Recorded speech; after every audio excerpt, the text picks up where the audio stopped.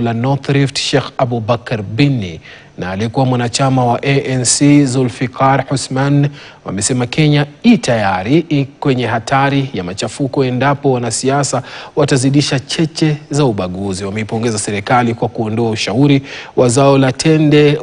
wa zao la tende kumradhi ili kuwawezesha Waislamu kufuturu wakati wa mfungo wa Ramadhani. Aidha, wameiomba serikali kuwafadhili Waislamu wanaotaka jamii zisizojiweza.